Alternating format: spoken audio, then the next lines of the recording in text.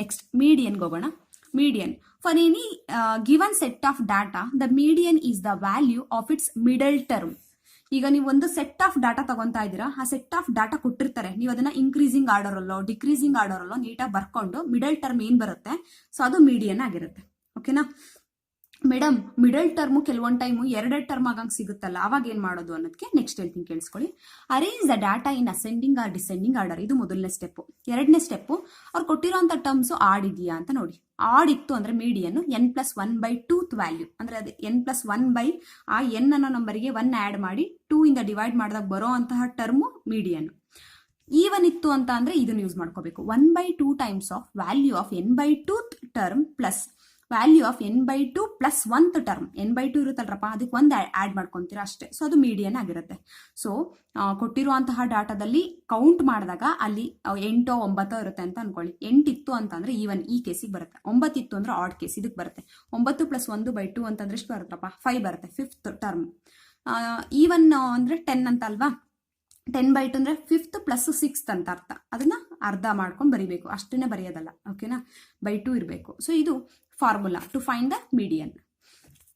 Problems ಮಾಡೋಣ, ಇನ್ನೂ ಚೆನ್ನಾಗಿ ಅರ್ಥ ಆಗುತ್ತೆ. So problems, find the median of 18, 30, 39, 36, 28 ಇದರ ಕೊಟ್ಟಿದ್ದಾರೆ, ಇಷ್ಟು ಕೊಟ್ಟಿದ್ದಾರೆ. ಫಸ್ಟ್ ಅದನ್ನ ನೀಟಾಗಿ ಅಸೆಂಡಿಂಗ್ ಆರ್ಡರ್ ಅಲ್ಲಿ ಜೋಡಿಸ್ಕೊಳ್ಳಿ. ಇಲ್ಲ ಅಸೆಂಡಿಂಗ್ ಅಲ್ಲಾದ್ರೂ ಇರಬೇಕು, ಇಲ್ಲ ಡಿಸೆಂಡಿಂಗ್ ಅಲ್ಲಾದ್ರೂ ಇರ್ಬೋದು. ಅಂದ್ರೆ ಇನ್ಕ್ರೀಸಿಂಗ್ ಅಲ್ಲಾದ್ರೂ ಇರ್ಲಿ, ಡಿಕ್ರೀಸಿಂಗ್ ಆದ್ರೂ ಇರ್ಲಿ. ಓಕೆನಾ, ಹಾಗೆ ಕೊಟ್ಟಿರೋದ್ರಲ್ಲಿ ಕೌಂಟ್ ಮಾಡ್ಕೊಂಡು ಮಿಡಲ್ ಅಂತ ಹಾಕ್ಬಿಡೋದಲ್ಲ. ಓಕೆನಾ, ಸೊ ನೀಟಾಗಿ ಇನ್ಕ್ರೀಸ್ ಮಾಡ್ಕೊಂಡು ಬರ್ಕೊಂಡಿದ್ದೀನಿ. 18 ಫಸ್ಟ್ ಇತ್ತು, 25, 27, 28, 30, 31, 33, 36, 37, 39, 40. ಮೇಡಮು ಇನ್ಕ್ರೀಸಿಂಗ್ ಅಲ್ಲಿ ಹೇಳಿದ್ದಾರೆ. ಸೊ 18 ಆದ್ಮೇಲೆ 19, 20, 21 ಅಂತಲ್ಲ ಕೊಂಡ್ರೋ, ಇರೋ ಡಾಟಾದಲ್ಲಿ ಇನ್ಕ್ರೀಸಿಂಗ್ ಆಗಬೇಕು. ಸೊ 18 ಬಿಟ್ರೆ ಇದರಲ್ಲಿ ಇರೋಂಥ ನೆಕ್ಸ್ಟ್ ನಂಬರ್ ಯಾವುದು ಅಂತ ಹುಡುಕ್ತಾರೆ. 25 ಸಿಕ್ತು ನನಗೆ. 25 ಆದ್ಮೇಲೆ ನೆಕ್ಸ್ಟ್ ನಂಬರ್ 26 ಇದೆಯಾ ನೋಡಿದೆ, ಇಲ್ಲ. ಸೊ 27 ಸಿಕ್ತು. ಆ ಥರ ಬರಿತಾ ಹೋಗೋದು ಇನ್ಕ್ರೀಸಿಂಗ್ ಅಲ್ಲಿ. ಇಲ್ಲಿ ನೋಡಿದಾಗ ನಿಮಗೆ ಗೊತ್ತಾಗ್ತಿದೆ, ಇಲ್ಲಿ 5 ಇದೆ, ಇಲ್ಲಿ 5 ಇದೆ, ಅಂದ್ರೆ ಮಿಡಲ್ ಅಲ್ಲಿ ಉಳ್ಕೊಳತ್ತಲ್ಲ, ಅದೇ ಮೀಡಿಯನ್ ಅಂತ ಆಗುತ್ತೆ. ಸೊ ಈ ತರ ಮಾಡ್ಬೋದು. ಮೇಡಮ್ ನೀವು ಇನ್ನೊಂದು ಹೇಳಿದ್ರಿ, n ಆಡ್ ಆದ್ರೆ n ಈವನ್ ಆದ್ರೆ ಆ ತರ ಹೇಳ್ಕೊಡಿ ಅಂತ ಅನ್ನೋರಿಗೆ. ಇಲ್ಲಿ ಎಷ್ಟಿದೆ? 3, 4, 5, 6, 7, 8, 9, 10, 11. ಸೊ 11 ಇದೆ ಡಾಟಾ ಕೊಟ್ಟಿರೋ ಅಂತದ್ದು ಟರ್ಮ್ಸ್. ಸೊ n = 11 ತಗೊಂಡಿದ್ದೀನಿ. ಆಡ್ ಅಂತಂದ್ರೆ ಮೀಡಿಯನ್ ಏನಾಗಬೇಕು? ಆಡ್ ಅಂತಂದ್ರೆ n+1/2th ಟರ್ಮ್. n ಅಂತಂದ್ರೆ ಎಷ್ಟು? 11 + 1/2 ಅಂದ್ರೆ 6th ಟರ್ಮ್ ಆಗಬೇಕು. ಕೌಂಟ್ ಮಾಡಿ, 1 2 3 4 5 6ನೇ ಟರ್ಮ್ ಅಂದ್ರೆ 31. ಅದೇ ಆನ್ಸರ್. ಗೊತ್ತಾಗಿದೆ ಅಂತ ಅನ್ಕೊಂತೀನಿ. ನೆಕ್ಸ್ಟ್ ಈವನ್ಗೂ ಅಂತ ತಗೊಂಡಿದ್ದೀನಿ, ನೋಡ್ಕೊಳ್ಳಿ. The weight of 12 students in kg are. So 12 ಸ್ಟೂಡೆಂಟ್ಸ್ಗೆ ವೆಯ್ಟ್ ಇಷ್ಟಿದೆ. ಒಬ್ಬ ಸ್ಟೂಡೆಂಟ್ 40 kg ಇದ್ದಾನೆ, ಇನ್ನೊಬ್ಬ ಸ್ಟೂಡೆಂಟ್ 61 kg ಇದ್ದಾನೆ, 54 kg ಇದ್ದಾನೆ. ಈ ತರ ಕಂಟಿನ್ಯೂಸ್ ಆಗಿ ಕೊಟ್ಟಿದ್ದಾರೆ. ಸೊ ಫಸ್ಟ್ ಅದನ್ನ ನಾವು ಅಸೆಂಡಿಂಗ್ ಆರ್ಡರ್ ಅಲ್ಲಿ ಜೋಡಿಸ್ಕೊಳ್ಳೋಣ. 34, 37, 40, 41, 46, 48 ಅಂತ ಜೋಡಿಸ್ಕೊಂತಾ ಹೋದ್ರೆ, ನಾನು ಇಲ್ಲಿ ಸ್ಪ್ಲಿಟ್ ಮಾಡಕ್ ನೋಡಿದೆ 3, 4, 5. ಸೊ ನೆಕ್ಸ್ಟ್ ಇನ್ನೊಂದು 5 ಬರುತ್ತಾ ಅಂತ ನೋಡಿದ್ರೆ ಸ್ಪ್ಲಿಟ್ ಆಗ್ತಾ ಇಲ್ಲ.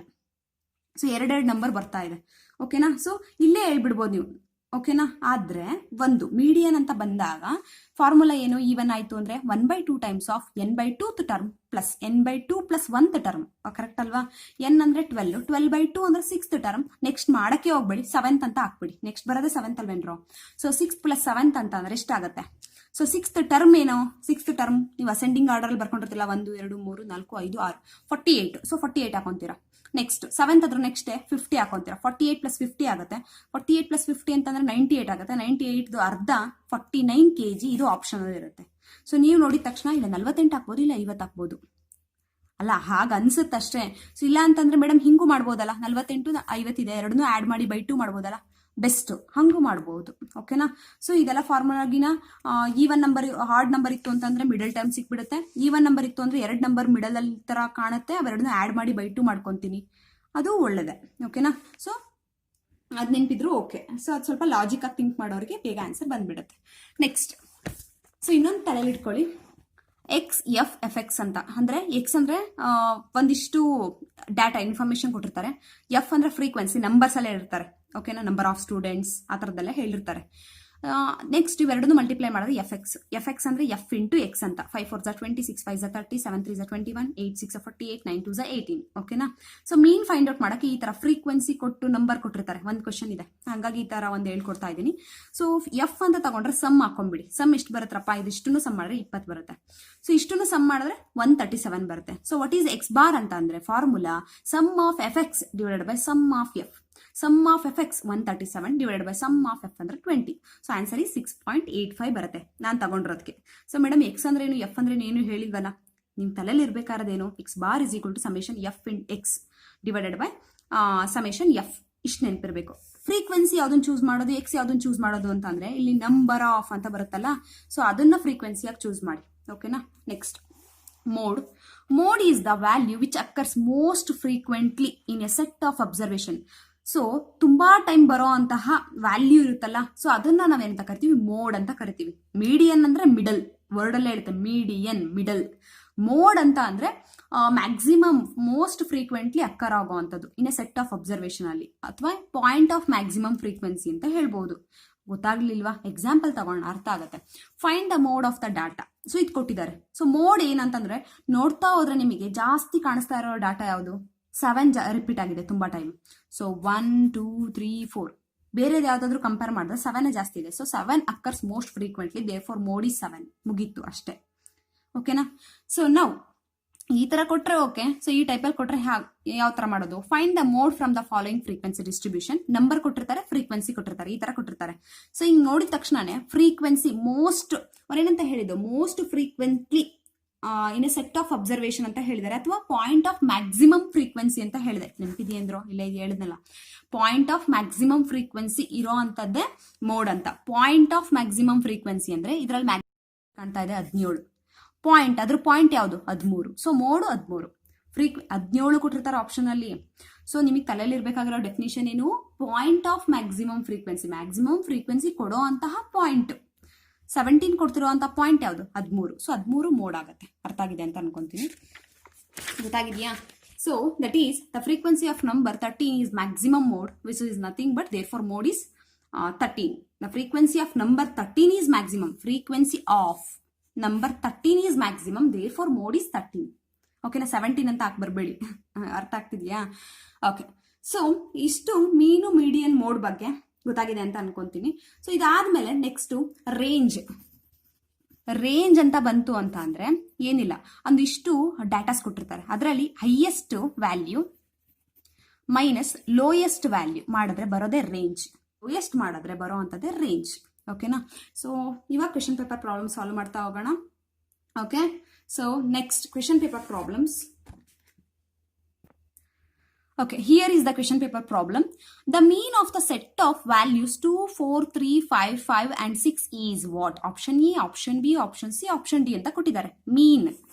ಓಕೆನಾ. ಸೊ ಸೆಟ್ ಆಫ್ ವ್ಯಾಲ್ಯೂಸ್ ಅಂದ್ರೆ ಡಾಟಾಸ್ ಕೊಟ್ಟಿದ್ದಾರೆ. ಸೊ ನಿಮಗೆ ಮೀನ್ ಅಂದ ತಕ್ಷಣ sum of observation divided by total number of observation ನೆನಪಾಗ್ಬಿಡ್ಬೇಕು formula. So sum of observation ಬರಿತಾ ಹೋಗಿ 2, 4, 3, 5, 5, 6 ಅಂದ್ರೆ 2 + 4 + 3 + 5 + 5 + 6 ಎಷ್ಟಿದೆ? 1 2 3 4 5 6 6 ಇದೆ. ಡಿವೈಡೆಡ್ ಬೈ 6 ಹಾಕೊಳ್ಳಿ, ಮುಗೀತು. ಸೊ ಇಷ್ಟನ್ನು ಮೇಲ್ಗಡೆ ಇರೋ ನ್ಯೂಮರೇಟರ್ನ ಆಡ್ ಮಾಡಿದ್ರೆ ಬರೋ ಅಂತದ್ದು 25/6 ಅಂದ್ರೆ 4.16 ಬರುತ್ತೆ. 6 4 24 ಪಾಯಿಂಟ್ ಹಾಕಿದೆ, 1 ಉಳಿತು, 10 ಆಯ್ತು. ಅರ್ಥ ಆಗ್ತಿದೆಯಾ. 6 1 6 ಆಗುತ್ತೆ, 4 ಉಳಿಯುತ್ತೆ. ಓಕೆನಾ. ಸೊ ಈ ತರ ಮಾಡಿದಾಗ 4.16 ನಿಮಗೆ 4.1 ಬಂದ್ರು ಓಕೆ. ಸೊ ಆಪ್ಷನ್ಸ್ ಅಲ್ಲಿ ಏನಿದೆ, 4.5 ಇದೆ, 4.16 ಇದೆ, 3.2 ಇದೆ, 25 ಇದೆ. 4.1 ಬಂದ್ಬಿಡ್ತಾ ಮಾಡ್ತಾ ಕೂರ್ಬೇಡಿ. So option B is correct. ಓಕೆನಾ. ಸೊ ಯಾವತ್ತೇ ಆಗಲಿ ಆಪ್ಷನ್ಸ್ನ ನೀವು ಎಂಟ್ರಿ ಮಾಡಬೇಕಾದ್ರೆ ಕ್ರಾಸ್ ಚೆಕ್ ಮಾಡ್ಕೊಳ್ಳಿ ಒಂದ್ಸಲಿ, ನಾನು ಮಾಡೋದು ಕರೆಕ್ಟ್ ಇದೆಯಾ. ಇಲ್ಲಿ ಅಡಿಷನ್ ಮಾಡಿರ್ತೀರಾ, ಸೊ ನಿಮಗೆ ಗೊತ್ತಿಲ್ದಂಗೆ ರಾಂಗ್ ಮಾಡ್ಬಿಡ್ತೀರಾ. ಒಂದ್ಸಲಿ ಅಡಿಷನ್ ಮಾಡಿದ ತಕ್ಷಣ ಮತ್ತಿನ್ನೊಂದ್ಸಲಿ ಕೌಂಟ್ ಮಾಡಬೇಕು. ಒಂದ್ಸಲಿ ನೀವು ಲೆಫ್ಟ್ ಇಂದ ಮಾಡಿರ್ತೀರ ಆ್ಯಡ್, ಅದೇ ತರ ರೈಟ್ ಇಂದನೂ ಒಂದ್ಸಲಿ ಏನ್ ಮಾಡಿ ಕೌಂಟ್ ಮಾಡಿ. ಓಕೆನಾ. ಸೊ ಅದೊಂದು ಕ್ರಾಸ್ ಚೆಕ್ ಮಾಡ್ಬೇಕು ನೀವು ಎಂಟ್ರಿ ಮಾಡೋದಕ್ಕಿಂತ ಮುಂಚೆ. Next question is, if arithmetic mean of x1 x2 xn is x bar ಆಗಿದೆ ಅಂದ್ರೆ arithmetic mean of ax1 + b ax2 + b axn + b is what ಅಂತ ಅರ್ಥಮೆಟಿಕ್ ಮೀನ್. ಓಕೆನಾ. ಸೊ ಅರ್ಥಮೆಟಿಕ್ ಮೀನ್ ಅಂದ್ರೆ addition ಅಂತಾನೆ ಅರ್ಥ. ಓಕೆನಾ. ಜೊಮೆಟ್ರಿಕ್ ಮೀನ್ ಅಂತಂದ್ರೆ multiplication ಅಂತ ಬರುತ್ತೆ. ಸೊ ನೆನ್ಪಿಟ್ಕೊಳ್ಳಿ, ಜೊಮೆಟ್ರಿಕ್ ಮೀನ್ ಅಂತ ಬಂತು ಅಂದ್ರೆ nth ರೂಟ್ ಆಫ್ a1 ಅಥವಾ x1 x2 xn. ಸೊ ಇಷ್ಟ್ರಕ್ಕೂ ಮಲ್ಟಿಪ್ಲಿಕೇಶನ್ ತಗೋಬೇಕು, ಬಟ್ nth ರೂಟ್ ತಗೋಬೇಕು. ಅರ್ಥಮೆಟಿಕ್ ಮೀನ್ ಅಂದ್ರೆ ಇಷ್ಟ್ರದ್ದು ಸಮ್ ತಗೋಬೇಕು, ಡಿವೈಡೆಡ್ ಬೈ n ಮಾಡಬೇಕು. ಓಕೆನಾ. ಅರ್ಥಮೆಟಿಕ್ ಮೀನ್ ಚೆನ್ನಾಗಿ ನೆನಪಿರುತ್ತೆ, ಇದು ಜೊಮೆಟ್ರಿಕ್ ಮೀನ್. ಹಾರ್ಮೋನಿಕ್ ಮೀನ್ ಅಂತಂದ್ರೆ ಇದ್ರ ಉಲ್ಟಾ ಬರ್ಕೋಬೇಕು, n by x1 + x2 ಇರುತ್ತಲ್ರಪ್ಪ, 1/x1 + 1/x2 ಅದು ಉಲ್ಟಾ ಆಗ್ಬೇಕು. ಓಕೆನಾ. ಅದು ಹಾರ್ಮೋನಿಕ್ ಮೀನ್. ಸೊ ಈಗ ಅರ್ಥಮೆಟಿಕ್ ಮೀನ್ ಅಂದ್ರೆ x1 + x2 + so on xn divided by n ಆಗುತ್ತೆ. ಅದೇ ಹಾರ್ಮೋನಿಕ್ ಮೀನ್ ಬರಬೇಕು ಅಂತಂದ್ರೆ n/1/x1 + 1/x2 ಆ ಥರ + 1/xn xn. ಸೊ ಇದು ಜೊಮೆಟ್ರಿಕ್ ಮೀನ್, ಇದು ಅರ್ಥಮೆಟಿಕ್ ಮೀನ್, ಇದು ಹಾರ್ಮೋನಿಕ್ ಮೀನ್. ಓಕೆನಾ? ಸೊ ಕೊಟ್ಟಿರೋ ಪ್ರಾಬ್ಲಮ್ಗೆ ಕಮ್ ಬ್ಯಾಕ್ ಆಗೋಣ. ನಾನು ಆಪ್ಷನ್ ಬರ್ಕೊಂಡಿಲ್ಲ. ಓಕೆ, ಸೊ ಆಪ್ಷನ್ ಏನು ಕೊಟ್ಟಿದ್ರೇನು ನಮಗೆ ಆನ್ಸರ್ ಗೊತ್ತಾದ್ರೆ ಸಾಕು. ಸೊ ಇದು ಕ್ವಶನ್ ಪೇಪರ್ ಪ್ರಾಬ್ಲಮ್. ಇಲ್ಲಿ ನಾನು ನಿಮಗೆ ಹೇಳಿದೆ, ನೆನಪಿದೆಯಾ? x1 x2 xn ಮೀನು x ಬಾರ್ ಆದ್ರೆ ಕಾನ್ಸ್ಟೆಂಟ್ ಜೊತೆಗೆ ಏನಾದ್ರೂ ಇತ್ತು ಅಂದ್ರೆ ಕಾನ್ಸ್ಟೆಂಟ್ ಅದೇನಿದೆ ಅದನ್ನೇ ಬರೆದು ಬನ್ನಿ ಅಂತ ಹೇಳಿದೆ. ಕರೆಕ್ಟ್ ಅಲ್ವಾ?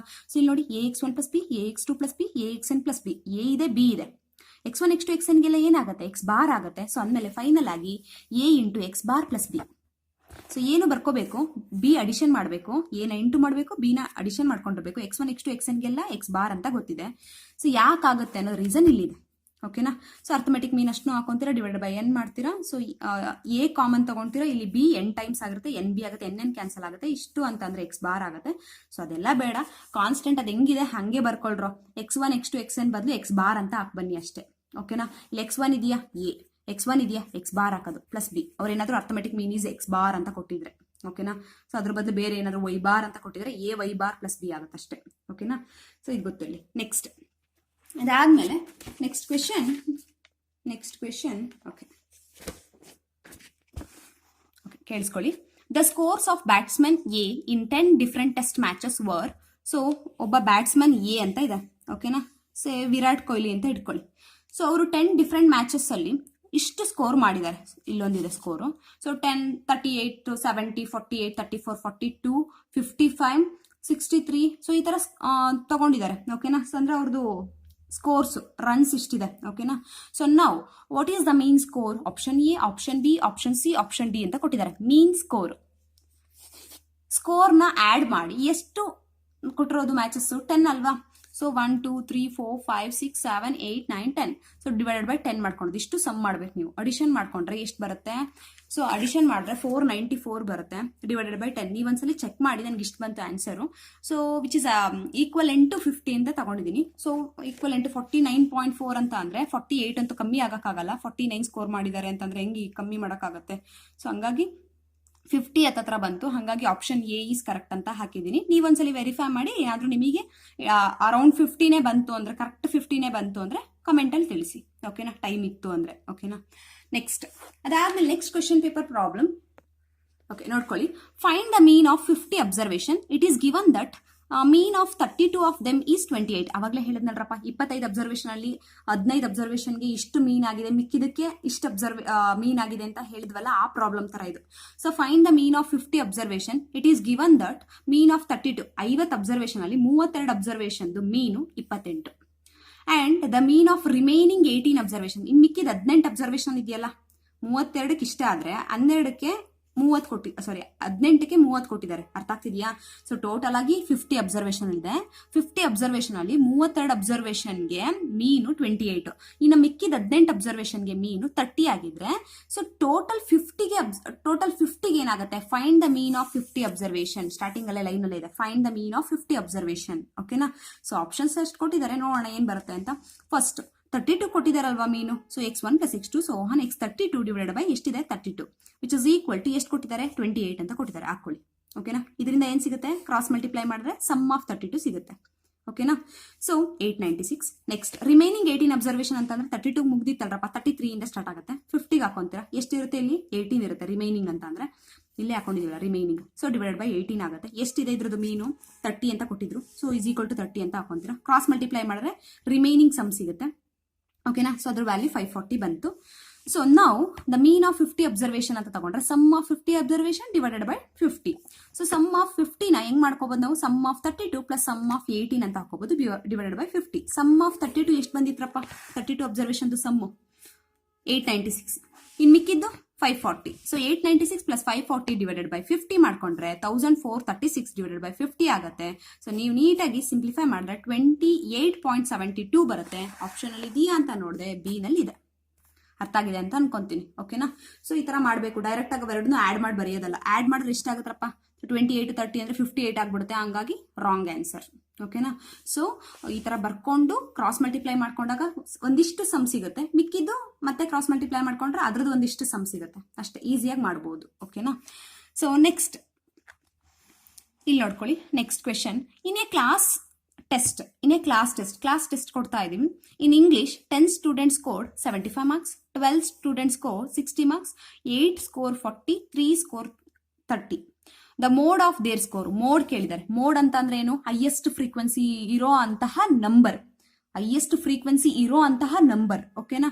So mode of their scores, mode ಕೇಳಿದ್ದಾರೆ, ಓಕೆನಾ. ಸೊ ಇಲ್ಲಿ 10 ಸ್ಟೂಡೆಂಟ್ಸ್ 75 ತೆಗೆದಿದ್ದಾರೆ, 12 ಸ್ಟೂಡೆಂಟ್ 60, 8 ಸ್ಟೂಡೆಂಟ್ 40, 3 ಸ್ಟೂಡೆಂಟ್ 30, ಓಕೆನಾ. ಸೊ ಇಲ್ಲಿ ನೋಡಿದ ತಕ್ಷಣ ನಿಮಗೆ ಏನ್ ಅನ್ಸ್ತಿದೆ ಅಂತಂದ್ರೆ mode is the value appear most, ಓಕೆನಾ. ಸೊ ಇಲ್ಲಿ ಯಾವುದು ಸ್ಕೋರ್ ಯಾವುದು ಅಂತಂದ್ರೆ ಇಲ್ಲಿ ಜಾಸ್ತಿ ಇರೋದು 75, ಅದನ್ನ ಬರೆಯೋದಲ್ಲ. ಸೊ ಇಲ್ಲಿ ನೋಡ್ಬೇಕು 10 ಜನ ಸ್ಟೂಡೆಂಟಾ, 12 ಜನ ಸ್ಟೂಡೆಂಟಾ, ಎಷ್ಟು ಜನ ಸ್ಟೂಡೆಂಟ್, ಮ್ಯಾಕ್ಸಿಮಮ್ 12 ಜನ ತೆಗ್ದಿರೋದು 60, ಓಕೆನಾ. So score, mode of their score ಅಂದ್ರೆ 60 ಈಸ್ ದ ಆನ್ಸರ್. ಗೊತ್ತಾಗಿದೆ ಅಂತ ಅನ್ಕೋತೀನಿ, ಅರ್ಥ ಆಯ್ತಾ. ಸೊ 10, 12, 8, 3 ನಲ್ಲಿ ಮ್ಯಾಕ್ಸಿಮಮ್ ನಂಬರ್ ಯಾವ್ದ್ರಪ್ಪ? 12. ಸೊ ಮ್ಯಾಕ್ಸಿಮಮ್ ನಂಬರ್ ಇದೆಯಲ್ಲ, ಸೊ ಅದಕ್ಕೆ ಕರೆಸ್ಪಾಂಡಿಂಗ್ ಆಗಿರುವಂತಹ ಸ್ಕೋರ್ ಅವ್ರು ಹೇಳಿದ್ದಾರೆ ಮೋಡ್ ಆಫ್ ಸ್ಕೋರ್ ಅಂತ, ಓಕೆನಾ. ಸೊ ಮೋಡ್ ಆಫ್ ಸ್ಟೂಡೆಂಟ್ ಅಲ್ಲ, ಮೋಡ್ ಆಫ್ ಸ್ಕೋರ್ ಅಂತ ಹೇಳಿದ್ದಾರೆ. ಸೊ ಹಂಗಾಗಿ ಸ್ಟೂಡೆಂಟ್ಸ್ಗಳನ್ನ ನೋಡ್ಕೋಬೇಕು. ಅದ್ರಲ್ಲಿ ಹೈಯೆಸ್ಟ್ ಇರೋದು ಯಾರು ತುಂಬಾ ಜನ ಇರೋದಕ್ಕೆ ಮಾರ್ಕ್ಸ್ ಜಾಸ್ತಿ ಬಂದಿದೆ ನೋಡ್ಬೇಕು. 12 ಜನ ಜಾಸ್ತಿ ಇರೋದು. ಸೊ 10 ಜನನ 12 ಜನ ಜಾಸ್ತಿನಾ? ಇಬ್ರು ಎಕ್ಸ್ಟ್ರಾ ಅಲ್ಲ, ಒಬ್ರಿದ್ರೂ ಜಾಸ್ತಿನೇ ಇದ್ದೇನೆ.